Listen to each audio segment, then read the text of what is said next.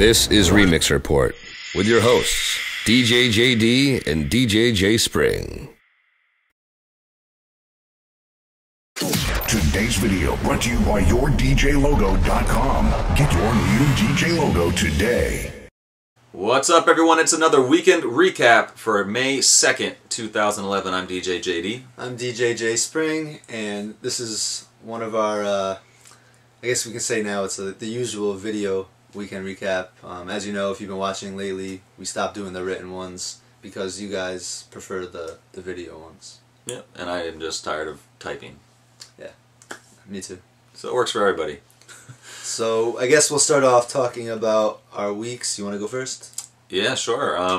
Let's see. Friday, I was at Shrine, of course, as I am most Fridays. Saturday, I had a wedding, which was a really great wedding. It came out really well. The crowd was a good dancing crowd, a lot of fun. And the dancing part got started kind of early, so I ended up playing for the dancing part for around 3 hours, which is actually really super long for the dancing part of a wedding. Usually it only ends up out being an hour and a half to 2 hours of real dancing after dinner and everything is done, but it was 3 full hours, and I had probably one of the worst Serato crashes I've ever had in my life at this wedding. Luckily, I was prepared somewhat, and the Serato crash went unnoticed by the guests, and I saved the day, I guess you could say. But yeah. My main Serato computer, it took 15 minutes for me to get it back up and running after this crash. So kind of what happened was I was dragging one of my old history folders from the history over to the crate section of my Serato to make that history into its own crate, because I realized a set I played about 2 weeks ago at Shrine was a really good set for the crowd I was playing now. So I was like, hey, let me make that into a crate so I can kind of look at that and maybe play off that a little bit. So as soon as I do that, the left turntable, well, the whole screen rather, freezes.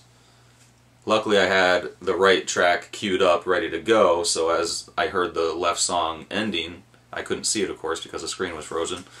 I mixed like it was back in the days of vinyl, by ear, into the right track, and the screen was still frozen, and it kept being frozen, and it wasn't going to unfreeze, I realized. So luckily I had my old laptop with me, which I almost didn't bring. I almost really didn't bring it, which would have been really bad. So I pulled up Serato on my old laptop, got a song ready. Luckily I already had RCA, the headphone jack, plugged into the auxiliary in my mixer, so I just plugged the headphone jack into my other laptop, got a song going, and no one knew any different, but it was pretty freaky. And yeah, it took 3 songs I had to play songs that I couldn't mix because I was just using the offline player in Serato on that other computer. So I ended up playing Love Shack, which ends up like acapella out, kinda. Then I went into the Grease Mega Mix, and then I played the Cupid Shuffle. And by then, finally, after 4 tries of getting Serato open on this computer and a restart, it finally worked. And if you didn't watch a few mailbags ago, this is like one of the biggest PSAs we can give you guys. 1, always have backup, and 2, if something like this ever happens and for whatever reason you don't have backup, don't act too stressed, because that will make the guests, that'll make it look just so much worse, and everyone will pick up on it. Yeah. I will say this though, coming from me, who's never really, I don't know, I never really am very animated. I'm always kind of calm, I guess. When I say you don't want to seem too alarmed and be very calm, you probably should, I don't know, act. I guess you have to find kind of a balance, because if you seem very, very calm, the club owners will think you're not trying very hard to fix it. So you definitely want to find a little bit of a balance. If no one knows that anything's going on, it's probably better, and try and keep it that way. But if someone finds out, you might want to have some alarm. Yeah. Like act a little alarmed. But yeah. I think it ended up being an external hard drive I had plugged in, because when I unplugged that, Serato finally came up quickly and worked fine. I don't know necessarily why that would have been, but definitely, I mean, also you have to make sure besides just having maybe a second laptop, if you have an iPod that has some mixes on it that you can play if something goes wrong, that's great. But I realized last night, normally I'm playing at Shrine, which is a totally different kind of music than if I'm playing at a wedding. So if I have a 20-minute club type mix on an iPod ready to go, that's going to be useless if I'm DJing a wedding or a school or some other kind of event. You definitely need something clean for those situations. And totally different kind of music. So definitely make sure you have different backups for different kinds of gigs. Definitely important.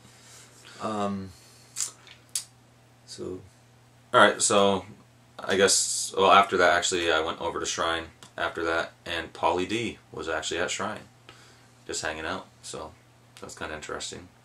Also coming up this next Saturday, May 7th, I'm going to be at Starters Riverport in Bethlehem, Pennsylvania, so anybody down there in Pennsylvania area, come check me out this Saturday over there. Should be fun. Alright, my weekend was pretty much more the usual. I was at Scorpion Bar Friday, Saturday, Sunday. Went pretty good. I guess there's a couple things I do want to talk about. First off, I want to give a shout out to the Bruins, who just beat the Canadians, and especially a shout out to David Krejci. I guess they've been playing my CD in the locker room before games, which is kind of awesome. And also shout out to Robert Mack, who he's friends with those guys, and he's booking me at the Greatest Bar in Boston very soon. I'll be up there. I'll let you guys know. Awesome. The other thing I wanted to talk about is, while you were talking about your wedding that you did, one of my friends, DJ Flip, did a wedding last night, and I mean, I don't want to get into it exactly, but we all talk about, as DJs, we all talk about how it can be frustrating when people request songs like crazy, especially the same person, and it's tough, especially when it's the person who booked you, and at a wedding specifically, when they booked you for their wedding and they kind of control you. And I understand the frustration, obviously, and I'm kind of torn about where I am with this issue. Like, should a person who books you for a wedding be able to pretty much use you as a puppet to play everything they want? And I thought about it. I'm like, is there any other job where someone can just tell you what to do the whole night? And the answer to that is yes, there's lots of jobs like that. I mean, if you book, or if you remodel homes and you come to someone's house, they tell you exactly where they want everything, and you do what they say. And why should it be really any different when someone books you to DJ? I mean, at a club, it's definitely different than a wedding. At a club, you're supposed to play what the patrons want to hear, but at the same time, you're playing for the whole crowd, and you have to impress the owner too. And the clubs usually have a specific kind of format that they want, so really at the club, you don't really have to listen to one specific person. Doing a wedding, I really don't know where I stand, because my buddy had someone just, it was the bride, just telling him what to play pretty much the whole entire night. And I mean, as they paid for him, should they be able to do that? I don't really know. What do you think about that? In the end, yeah, I mean, I guess they have that right if they're the ones that paid, but the DJ and the bride and groom should have sat down ahead of time and kind of come to an agreement as far as how the night was going to go, and probably should have had a better idea of what music was supposed to be played.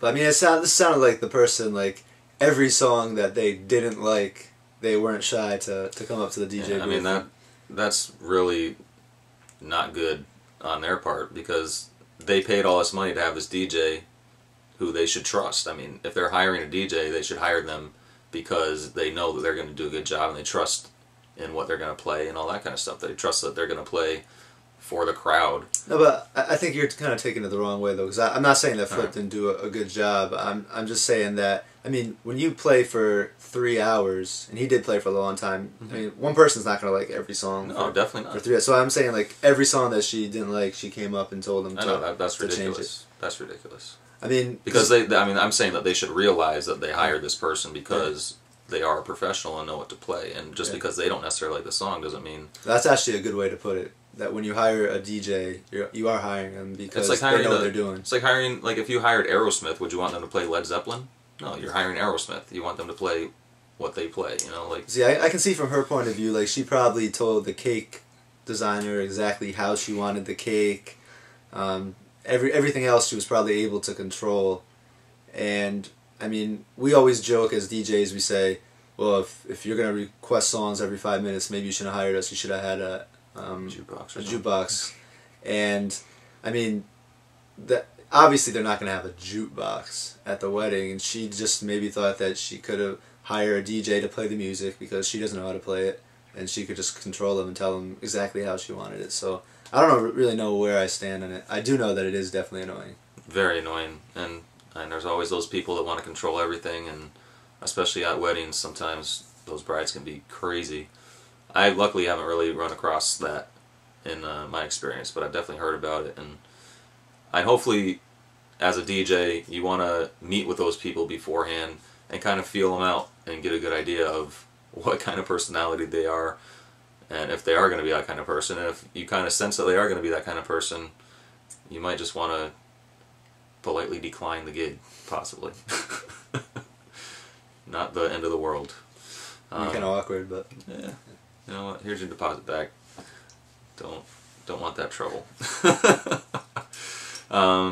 Let's see. Tomorrow we're going to see A-Track up in Boston. That's right. That should be fun. That should be fun. Should be too much fun. I'm thinking we're taking a limo, and we're probably gonna bring some trash bags and a bucket, because we're actually leaving at about 5:30, and the club, it's kind of a concert, but they're actually doing the club night afterwards, so it's probably going until about 2. We're probably not gonna get home until 4. That's almost 12 hours of drinking, which I know I can't handle. Hopefully, I mean, I'm pretty good at knowing my limit, so I should be able to stop. Should be, but we'll see. We'll see if you can be the big bad wolf. We'll see. What do you think the over-under is? How many people puke on this trip? There's 8 of us going. Like while we're on the trip, or like throughout the entire? Throughout the entire evening. Over-under. After they wake up, or just throughout the entire evening? I'll put it at 3. The over-under. You take over or under? Over. Over 3. Wow. That's so half the people on this trip are gonna puke. Wow. Well, there's 4 girls guaranteed in the car, so I'm guessing at least 3 of them will puke. I hope the limo driver isn't watching right now. They said they're giving us their nicest limo too, so. After this, whenever the company says they're gonna give someone the nicest limo, it won't be this limo anymore. No. They'll have to find a new limo to be the nicest limo. Well, wish us luck. Yes. Tonight, I guess tonight. It will be tonight by the time this is out. So we're probably out there having fun right now. I don't know. Having too much fun. But anyway, that was our weekend recap. We'll keep you updated and let you know how it went. Definitely. As always, feel free to leave a comment. Or email us, remixreport@gmail.com.